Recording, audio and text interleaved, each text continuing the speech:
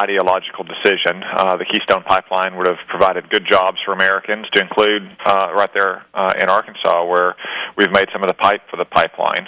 The president cited in his explanation the fact that we don't want to release the oil in Canada that would contribute to global warming, but that oil is coming out one way or the other. It may not come to America, and it may not create American jobs. Now it may go to the west coast of Canada and go to China, but it's not going to stop any kind of impact from global warming, even if one believes that oil production is causing global warming.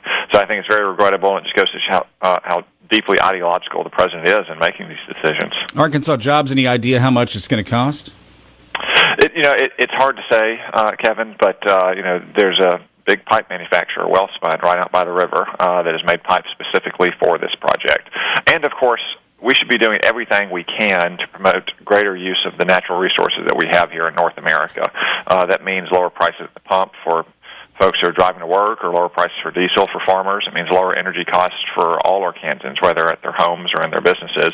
And that's important at a time when people are struggling to make ends meet. Yep. Now, Senator Tom Cotton on with me this morning, and whether you're for the pipeline or against it, I am curious about this, and maybe you can add some insight into it.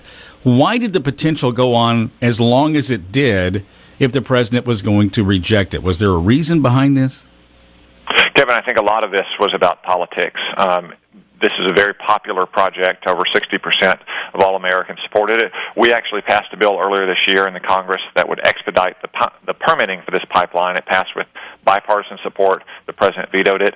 Even a lot of labor unions that would have benefited from the jobs created by this project were in favor of construction of the Trans-Canada, or the Keystone XL pipeline.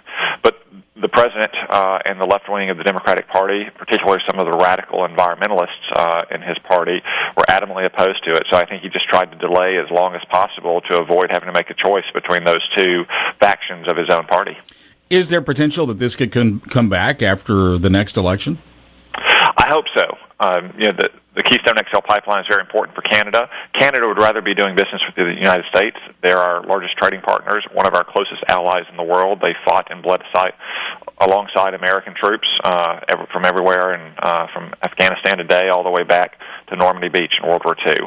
But ultimately, Canada has to look out for its own economic interests, and if the United States is not going to build a pipeline to take Canadian oil down to our refineries in our neck of the woods in the country, then they're going to have to do business with China, and I think that's deeply regrettable.